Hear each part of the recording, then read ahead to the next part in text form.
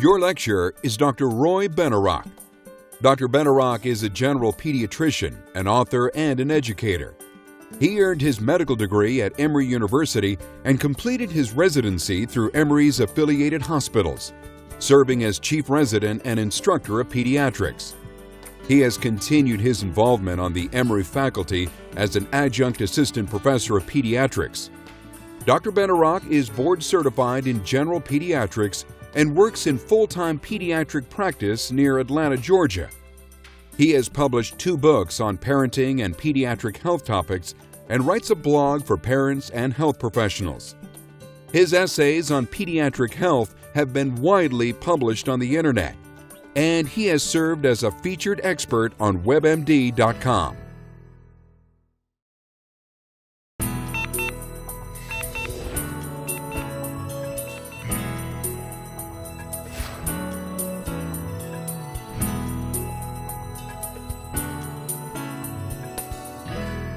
Welcome to Medical School for Everyone, Pediatrics Grand Rounds.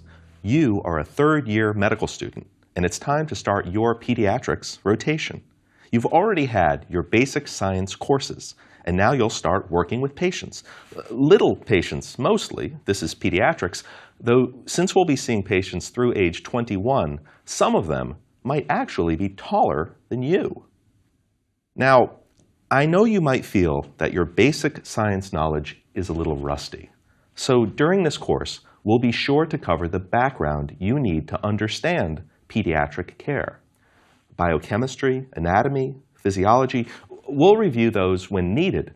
But for now, what we're going to focus on here are patients, their problems, and their stories. That's really how you learn medicine. Though I am a doctor, I am not your doctor, and I'm not your kid's doctor either. This course isn't meant to give medical advice for any specific patient or any specific child you might be worried about. If you've got medical questions about your children, you need to contact your own doctor. Also, listening or watching this course will not turn you into a qualified pediatric healthcare provider, though I hope that perhaps some of you will be inspired to continue your medical education. In this course, what you will learn includes a lot about symptoms and diseases, how doctors make a diagnosis, and how we help our young patients stay healthy. Most importantly, this course will help you learn how doctors think about children and their medical problems. Though children are unique, many of these lessons apply to adults too. And of course, it's adults who usually bring our patients, the children, in for care. So whether you're a caretaker, a parent, or just an adult who's concerned about the health of kids, you will benefit from a better understanding of pediatric medicine. We're going to structure this course as a series of grand rounds teaching cases. You'll meet the patients, I'll give you the clues, and we'll figure out the diagnosis together. Now, don't worry, by the end of this course, I promise you'll get the hang of it, and I'll bet you'll get to at least some of the diagnoses before I do. To set the stage, I'd like to start with a patient you've heard of, a famous person whose story you already know. Her name was Helen, and she was born in Alabama in 1880. By her own reports, later collected into an autobiography, she was a healthy baby until the winter of 1882, when she developed a fever. In her own words, "In the dreary month of February came the illness which closed my eyes and ears and plunged me into the unconsciousness of a newborn baby. They called it acute congestion of the stomach and brain. The doctor thought I could not live. Early one morning, however, the fever left me as suddenly and mysteriously as it had come. There was great rejoicing in the family that morning, but no one, not even the doctor, knew that I should never see or hear." That quote is from Helen Keller's autobiography, The Story of My Life. Ms. Keller was born with sight and hearing until those abilities were robbed from her by a febrile illness, that is, an illness that included fever, at 19 months of age. How did fever make her so sick, leaving her blind and deaf? What would have happened to the same child with the same symptoms and the same illness today? Let's find out together. We're now back in modern times. Today, we're seeing pediatric patients in an emergency department. Our last patient of the shift is another 19-month-old Helen, modern Helen, and her mother brought her here because she's worried about her child's fever. Helen, we learn, had been feeling well until the middle of the night, about 12 hours ago. It's always the middle of the night when kids get sick. Every parent knows that. Mom heard her fussing in her room, and when she went to see her, she was crying and felt warm. Mom measured a temperature of 101.7 degrees. She gave Helen a dose of acetaminophen, that often goes by the brand name Tylenol, and after a little while, Helen fell back asleep. In the morning, that is this morning, she awoke again with a temperature, which again seemed to improve after acetaminophen. But she later threw up her breakfast, so Mom brought her in to see us. Helen has had no other symptoms, no cough, no runny nose, no diarrhea, just the fever and that one episode of vomiting. Mom says Helen has no important past medical history and her immunizations are up to date. She goes to a group daycare 3 days a week, though Mom says, as far as she knows, there hasn't been anyone sick there lately. We don't have a lot of history here. Helen had an elevated temperature of 101.7, and she threw up once, but that's enough to start with. Let's move on to our physical exam and see what clues we can find there. I like to start a pediatric physical exam with an overall impression of how children look. There's a good medical reason for that. A first gestalt look at a child often will tell you if they're sick or well. A well child acts his or her age. As an infant, smiling and interacting, or as a teenager, sometimes sullen or looking down. A well 2-year-old might act shy and scared to see you. The bottom line is that a well child is acting right, doing what you expect a child of that age to do. But a sick child, the way a pediatrician looks at it, a sick child acts sick. Not perky, not smiling, not interacting, just blah and flat and, well, sick. Even a sullen teenager will be interactive if you can engage them in conversation. And if a child of any age is not interactive, that's an important red flag. I said there's a good medical reason to start with an overall impression, but there's a practical reason too. In pediatrics especially, some of our patients are, well, not happy to see us. We'd love to use our Jedi mind tricks and distraction to get a good exam, but that's not always possible. Even taking simple vital signs, a temperature and a blood pressure, may be impossible in a child who's screaming and kicking. Sometimes that gestalt first impression is all you get, so you had better pay attention to your patient even before you start your hands-on physical examination. Back to Helen. She's sitting in Mom's lap, leaning away from you, and her eyes look glassy. In fact, you think she looks about half asleep. When you wave or motion for a high five, she doesn't react. When you or your nurse tries to check her temperature with an axillary thermometer under her armpit, she kind of whimpers or cries softly. She doesn't vigorously push anyone away or try to climb away up on her mom or even bury her face in Mom's chest. She just whimpers and then looks down and seems to nod off. What do you think? Is Helen sick or is Helen well? We know from just a few moments of observation that she is sick. This is not how a 19-month-old typically behaves. Pediatricians sometimes use the word toxic to describe a child like this. Listless, not interactive, sleepy, and withdrawn. We have great respect for and fear of the toxic child. We'd better pay close attention to try to figure out what's going on. Helen now lets us take vital signs, and we've got a temperature of 102.3, pulse 140, and a respiratory rate of 36 breaths per minute. Now, you may not be used to pediatric vital signs yet, so I will just tell you that the pulse and respiratory rates are high, though not unexpectedly high for that amount of fever. Fevers always drive up the heart and respiratory rates. The remainder of the exam is difficult. Helen starts to cry, and you can't really get a good listen to her chest, that is, to her heart and her lungs.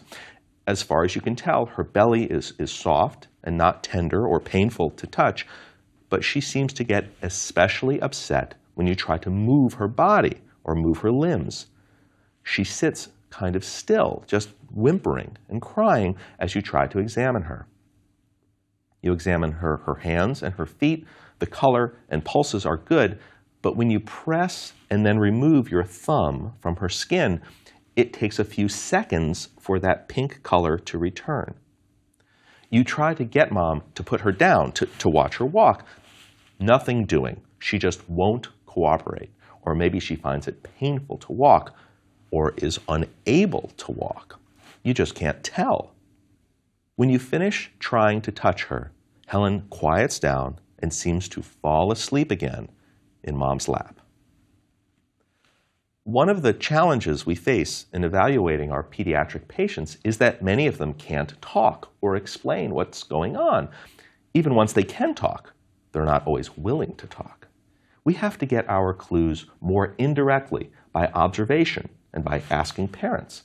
And even then, we need to keep in mind that we sometimes lack the whole story. Sometimes it can help to back off, to leave, or just sit back and chat and try to return to the exam later. But today, we're in a bit of a hurry. We want to get as good an exam as possible, but we're also worried that Helen looks genuinely sick.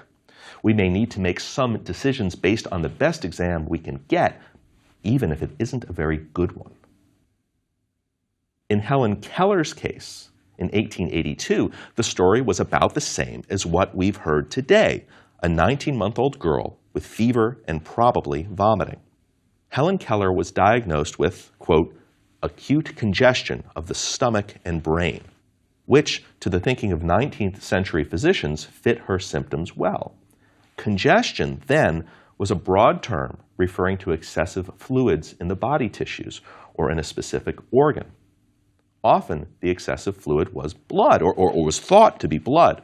The usage harkens back to the ancient Greeks and Hippocrates, who taught that balancing the four humors, one of which was blood, could maintain and restore health.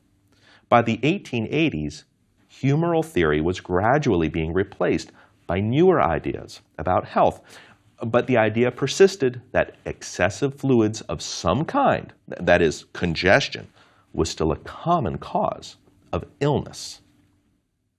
So why would Helen Keller's physicians think she had congestion? One of her symptoms is that she's acting sleepy, and this was thought to be a symptom of brain congestion. This was also often accompanied by a fever. She probably also had vomiting, similar to our patient Helen, which when combined with fever could have been thought of as stomach congestion. Again, back to the humors, blood was thought to be a hot element, and excessive blood caused both congestion and fever, especially high fevers, which, in the time of Helen Keller, was an ominous sign of illness. Ms. Keller later wrote, "The doctor thought I could not live." Most of the time, when 19th century physicians were faced with fever in a child who was acting ill, there was very little hope. But our Helen, in front of us now, let's think about her presentation from a more modern point of view. First, let's make a problem list. That's a list we'll keep in mind, a mental list of what problems she has, especially the most pressing problems. We've got number 1, fever, and we don't know the cause of that yet. Number 2, sleepiness or a decreased level of consciousness. And number 3, vomiting. Of these 3, the one that demands the more urgent attention is number 2. She's not acting right. And that's something that in pediatrics and adult medicine is a big red waving flag. We'll be hearing more about red flags, those findings on a history or physical exam or lab test that mean, look here, you need to pay attention.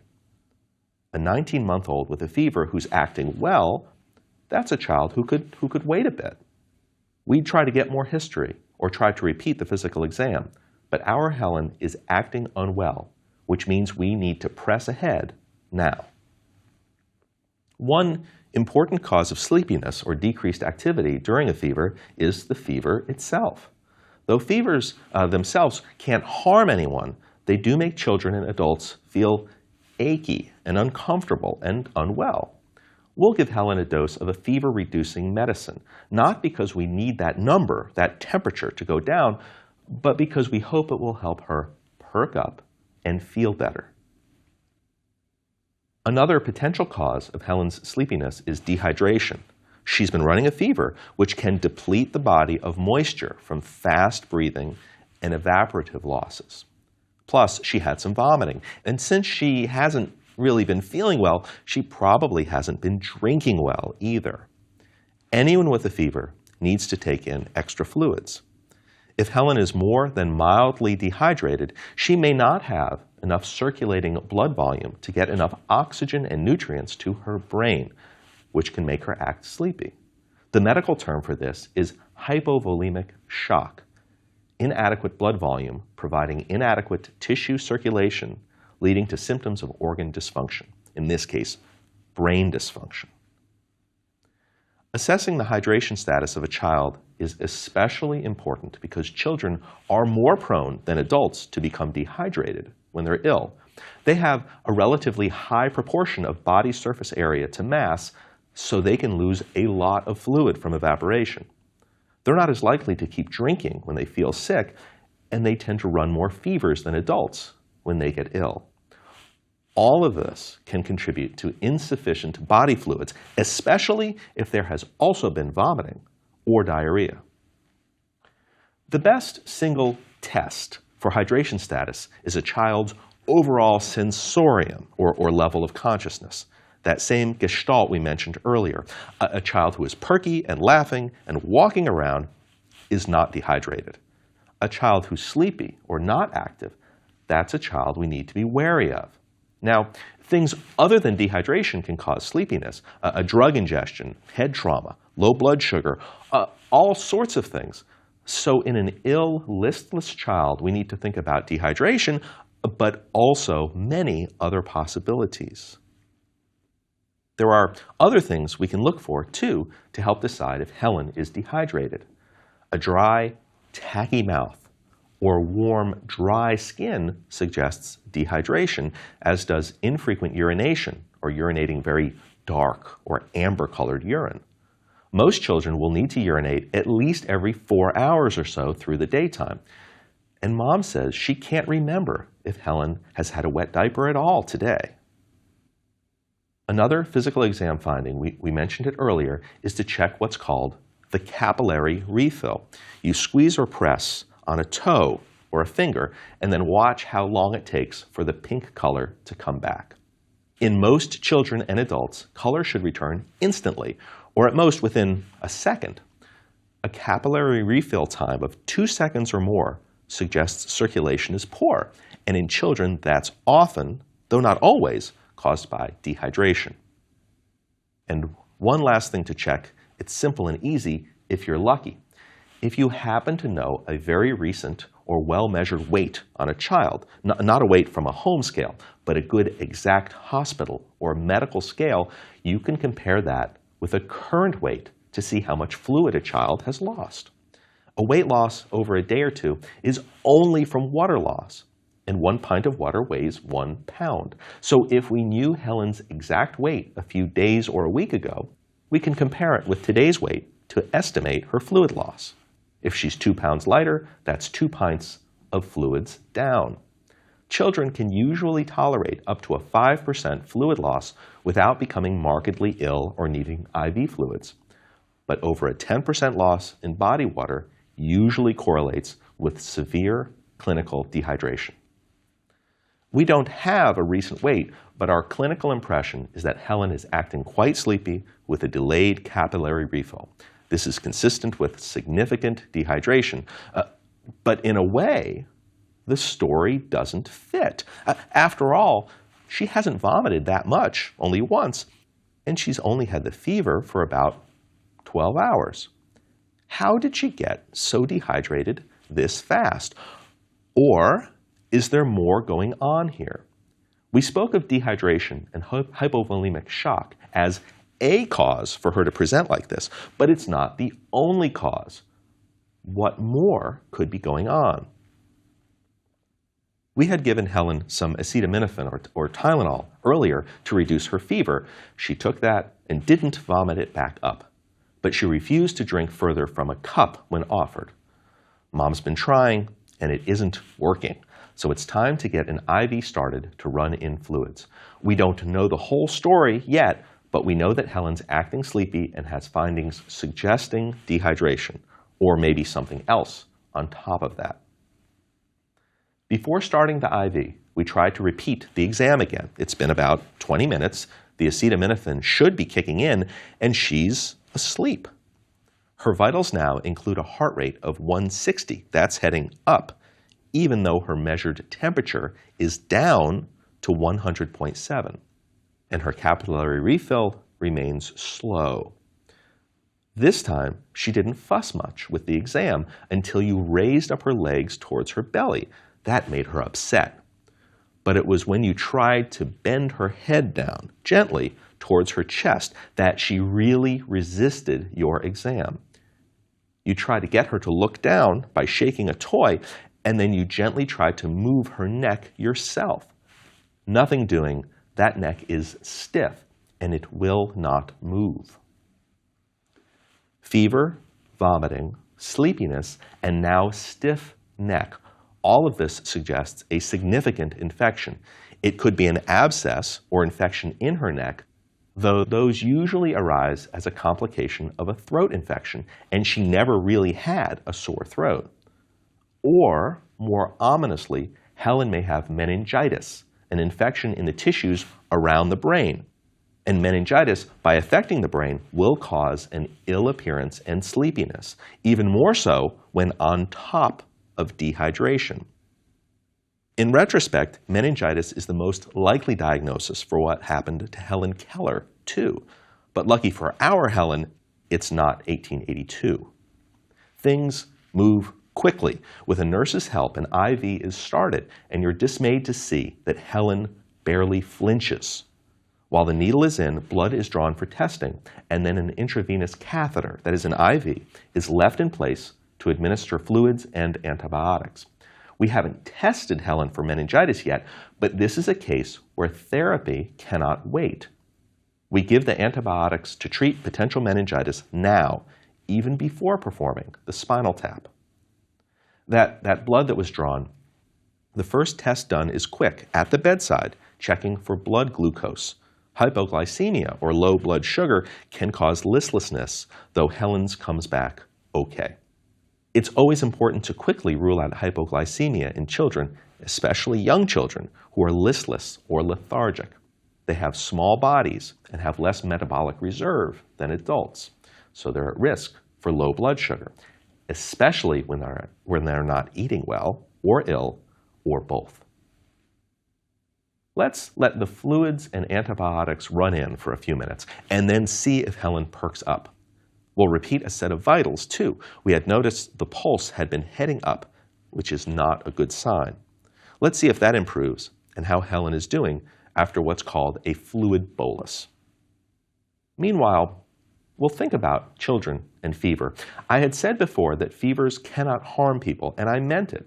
Fever itself is a normal part of the body's reaction to infection, or sometimes other conditions that affect the hypothalamus and its temperature control mechanism.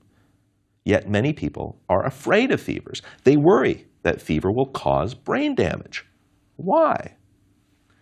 Well, Helen Keller's story explains why. She had a fever, and when it ended, she was left blind and deaf. For many years, it was thought that fever itself caused the damage. But now we know it's the illness, the meningitis most likely in Helen Keller's case, that caused lasting harm. Still, the fever was there at the same time, so that's what sometimes gets blamed by laymen and doctors alike. There's some evidence, at least in animals, that fever is actually protective, that it helps the body successfully fight off infections. That's less clear in humans, especially humans in the developed world who have access to health care, clean fluids, and antibiotics. Whether or not fever genuinely helps fight infection in a significant way, we know it has some downsides. It can worsen dehydration, and it just makes a child feel bad. So, if it isn't the fever, but the cause of the fever that led to Helen Keller's deafness and blindness, how can we be complacent now? I mean, shouldn't fevers always trigger an emergency department visit and rapid antibiotics? Let me give you a definite answer. No. What's changed since Helen Keller's time is the cause of fevers. Fevers used to be caused by many serious infections that we don't have to worry about now. Polio, hepatitis, measles, and many bacteria that cause blood poisoning are now very rarely seen, thanks to vaccines. In the developed world today, fever in children older than 2 or 3 months is almost always caused by a viral infection that will go away on its own. All you need to provide is comfort care for a few days after a careful assessment confirms there's no likely bacterial or other treatable cause of the fevers. Now, I said we don't have to worry about these infections, but that's not completely true. We do have to worry enough to make sure that kids get vaccinated to prevent these diseases from coming back. With our Helen, even though she's been completely vaccinated, we still need to be careful. Vaccines are never 100% effective. And I also threw in a little twist here, a surprise for our first lecture. Both the Helen Keller and the other Helen cases today are, in fact, real cases. Modern Helen was my patient in 1995, just a few years before the introduction of a vaccine to prevent infections with the bacteria pneumococcus. That had been the #1 cause of bacterial meningitis in toddlers, and Helen was in fact the last patient I ever saw with pneumococcal meningitis. After the acetaminophen had kicked in and IV fluids were given, Helen did, in fact, perk up. She was willing to sit up in Mom's lap, and I remember her following me with her eyes. Her neck, though, was still stiff. We ended up doing a head and neck CT scan then to make sure that there wasn't an abscess or pressure in the brain. The CT was normal. Then we did the definitive test for meningitis called a lumbar puncture or a spinal tap. Using a small needle, fluid from around the spinal cord was collected. When it dripped out of the needle, instead of being clear like water, it was cloudy like watery milk. Microscopic examination of that fluid showed many white blood cells, and the next day, a culture of the fluid grew the bacteria pneumococcus. But by then, literally the next day, by the time we had confirmation of the expected infection, Helen was already starting to feel better. We had started IV antibiotics in the ED, and by the next day, she was fine. After a few more days in the hospital, Helen was sent home. Many people with meningitis do not do as well. Deafness and seizures are complications, as are later learning problems. Many children with meningitis also have bacteria growing in their blood, causing potentially devastating complications. We don't know for sure if Helen Keller had meningitis. Some people think she may have had scarlet fever or perhaps measles. I think, though, that her presentation with stomach and brain congestion, that is, fever, lethargy, and vomiting, that left her blind and deaf was most likely pneumococcal meningitis. Let me wrap up this first grand rounds with some practical information for parents and caretakers, a suggested fever action plan. This is only for otherwise well children older than 2 or 3 months of age. Babies younger than this need to be evaluated right away for fevers.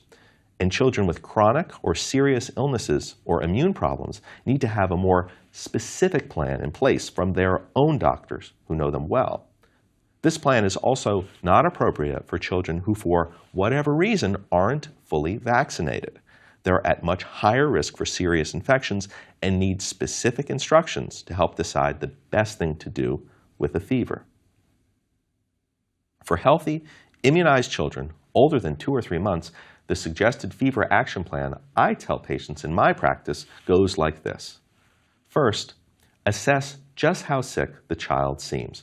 If she's really listless and not active at all, or acting really sick, call your child's doctor or head to the closest ED.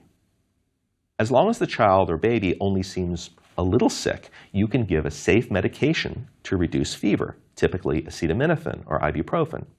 Remember, that's only for comfort. It's not the fever itself that's harmful.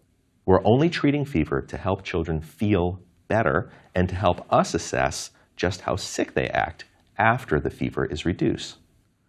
Then reassess the child a half hour later. If the child perks up and feels better, it's unlikely that you're missing anything serious. Call your child's doctor for a routine sick appointment in a day or 2 for an exam.